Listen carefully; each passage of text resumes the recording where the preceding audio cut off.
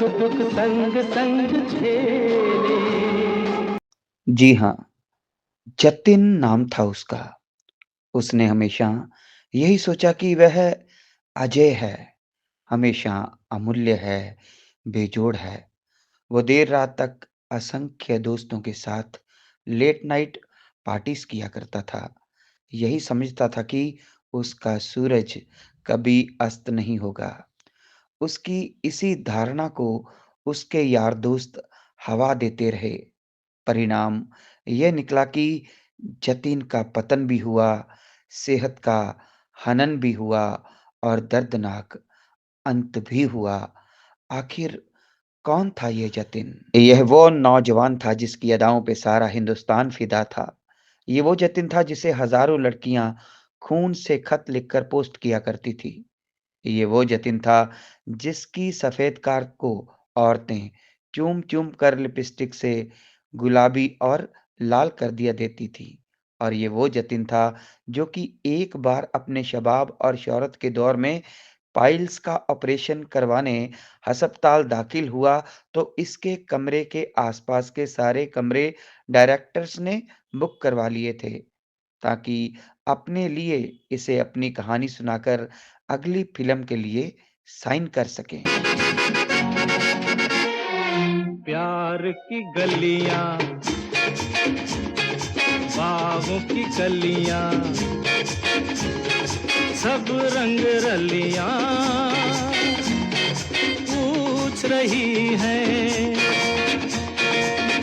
आज ही के दिन पैदा हुआ था जतिन, मेरे शहर अमृतसर में 29 दिसंबर 1942 को। पिता का नाम हरिनंद और माता का नाम चंदर रानी। लेकिन इसे उनके एक रिश्तेदार चूनीलाल और लीलावती ने गोद ले लिया और दिल्ली में जतिन का पालन-पोषण हुआ। जतिन का पालन-पोषण शाही था, लेकिन एक्टिंग का शौक था। यहीं पे तब भारत में नई प्रतिभाओं की खोज के लिए एक टैलेंट हंट हुआ और 10,000 लड़कों में से 8 लड़कों का चुनाव हुआ और इन 8 लड़कों में जतिन पहले नंबर पर था। लेकिन इतना सब होते हुए भी जतिन को काम नहीं मिला और इसे काम की तलाश में प्रोड्यूसर और डायरेक्टर्स के चक्कर काटने पड़े। लेकिन जनाब, आलम ये था कि जिस गाड़ी में यह दफ्तरों के चक्कर काट रहा था, वैसी महंगी गाड़ियां बॉम्बे में सिर्फ 2 थी। एक जतिन के पास और एक किसी और चर्चित हीरो के पास। मिलन साहब, मंगल मंगल के दिन पैदा हुआ, मंगल के दिन पकड़ा गया और मंगल के दिन ही फांसी की सजा हुई। इसलिए मंगल की मौत भी मंगलवार के दिन ही होगी। लेकिन आज आज मंगल नहीं, सोमवार है। और फिर इसी दौर में जतिन के चाचा ने इनका नाम जतिन से बदलकर राजेश कर दिया और यहीं पे यह शख्स जतिन खन्ना से राजेश खन्ना बन गया। हिंदी सिनेमा का पहला सुपरस्टार, वो सुपरस्टार जो मुँह मांगी कीमत लेता था, वो सुपरस्टार जिसने 1969 से लेकर 1972 तक लगातार 15 सुपर डुपर हिट फ़िल्में दी, जिनमें सच्चा झूठा, इत्तेफ़ाक, दो रास्ते, बंधन, डोली, सफ़र, कटी पतंग, आराधना, आन मिलो सजना, ट्रेन, आनंद, दुश्मन, महबूब की मेहंदी, खामोशी, हाथी मेरे साथी। इतनी सारी हिट फ़िल्में अपने जीवन काल में कुल 168 फ़िल्मों में काम किया था राजेश खन्ना ने और इनमें से 105 हिट रही थी। नैना से नैना, ओए क्या बात हो गई। दिल ने दिल को पुकारा, मुलाकात हो गई।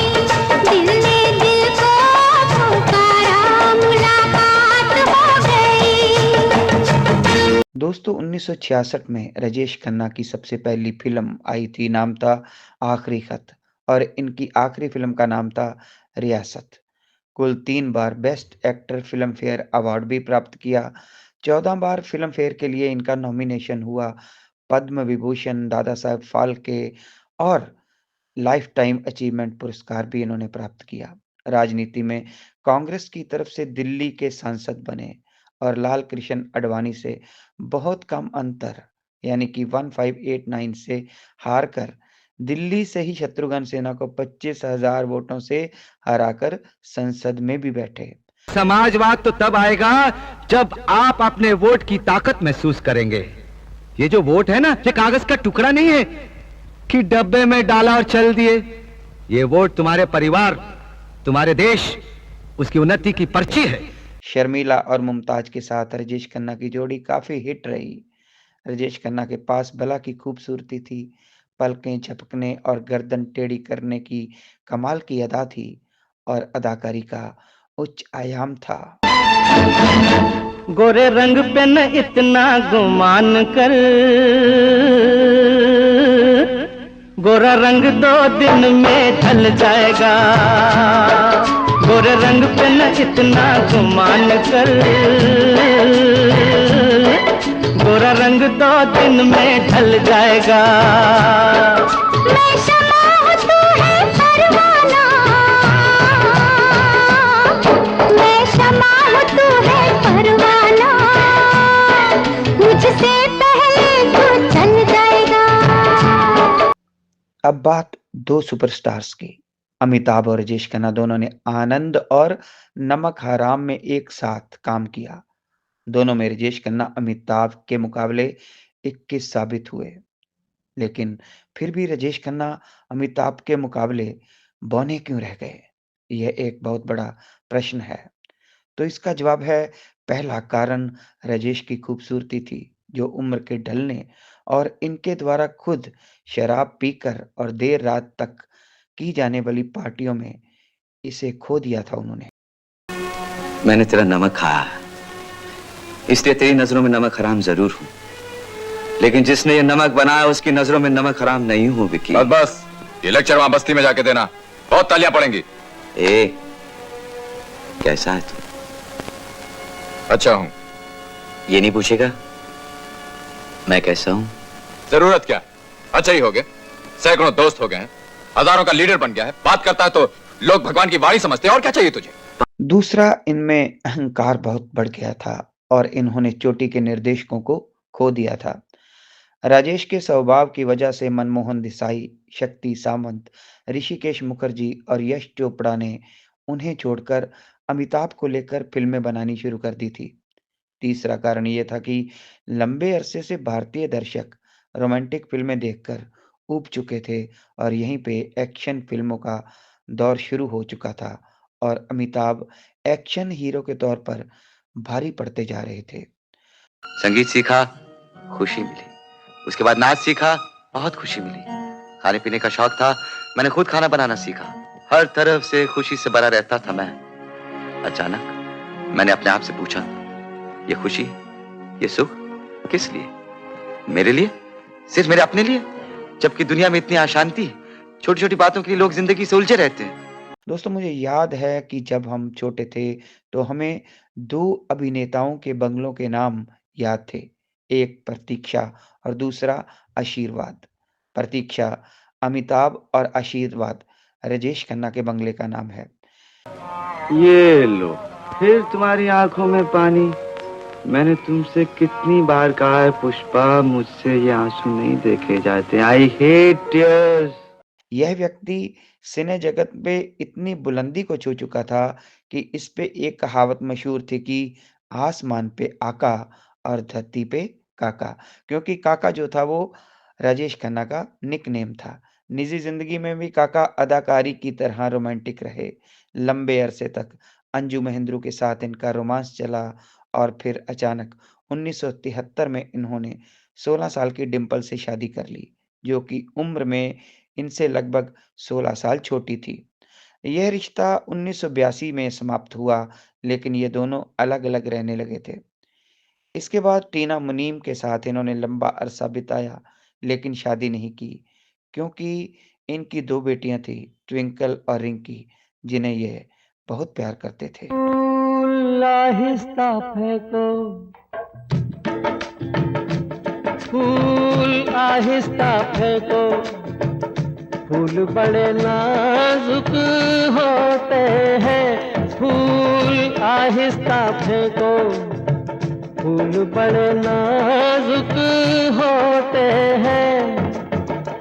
वैसे भी तो ये बदकिस्मत नोक पे कांटों की सोते हैं। फूल आहिस्ता। दोस्तों, ईश्वर हर शय वापस ले लेता है। अहंकार आ जाए तो सब कुछ दर्दनाक तरीके से वापस जाता है। चमकते पर्दे पे कमाल का अभिनय करने वाले सितारे हो सकता है, असली जिंदगी में केवल एक अंधेरे से ज्यादा कुछ नहीं होते। राजेश खन्ना, ये वो नाम है जो कि 1969 से लेकर 1980 के बीच पैदा हुए लाखों बच्चों का नाम रखा गया हिंदुस्तान में, क्योंकि रुपहले पर्दे पे राजेश खन्ना की अदाकारी और खूबसूरती का नशा सब पर था। राजेश खन्ना मेरे भी सबसे अधिक पसंदीदा हीरो रहे हैं, लेकिन इनका पूरा जीवन अध्ययन यही बताता है कि जीवन में कहीं भी पैदा हुआ अहंकार आपकी शख्सियत को धुंधला कर देता है। आप सेहत भी खो देते हो और मानसिक सुंदरता भी। ज़मीन से जुड़े रहना और उन लोगों की कद्र करना जो आपको निस्वार्थ चाहते हैं, यह चरित्र का बहुत ज़रूरी हिस्सा है। देखो आनंद, अभी 2-3 दिन तुम्हें एग्जामिन करना होगा। शौक से करो दोस्त, यही तो एक एग्जामिनेशन है जहाँ इम्तिहान देने वाले को नहीं, इम्तिहान लेने वाले को पढ़ना पड़ता है। चलिए सिस्टर। माफ करना बाबू मोशाय, त्रिवेदी ने मुझसे कहा था कि आपसे बिल्कुल मजाक नहीं करना, लेकिन क्या करूं, आदत से मजबूर हूं ना, सच्ची। राजेश खन्ना का अंत दर्दनाक था। कैंसर से पीड़ित थे और इसी से इनका 18 जुलाई 2012 को अंत हुआ। लेकिन वो डिंपल जिसे इन्होंने छोड़ा था और उसने तलाक नहीं लिया था, अंततः वही आखिर तक इनके साथ थी। लेट नाइट पार्टीज में हर रोज आकाश में उड़ने वाले काका को उनके सब दोस्त छोड़कर एक सबक दे गए थे, जो कि उन्हीं पर फिल्माए गए एक गीत पर हूबहू लागू होता है। दौलत और जवानी एक दिन खो जाती है, सच कहता हूँ सारी दुनिया दुश्मन हो जाती है। दौलत और जवानी एक दिन खो जाती है, सच कहता हूँ सारी दुनिया दुश्मन हो जाती है। उम्र भर दोस्त लेकिन साथ चलते हैं। तो ये था मेरा हिंदी सिनेमा में सबसे पहले सुपरस्टार राजेश खन्ना जी के जन्म दिवस पर एक छोटा सा अध्ययन, एक छोटी सी स्टडी। ऐसे बहुत से इंटरेस्टिंग वीडियोस के लिए आप मेरे चैनल के साथ जुड़ सकते हैं। इधर से गुजरा था, सोचा सलाम करता चलो। मेरे दिल में आज क्या है, तू कहे तो मैं बता दूं। तेरी जुल्फ फिर संवारूं, तेरी मांग फिर सजा दूं। मेरे दिल में आज क्या है, तू कहे तो मैं बता दूं।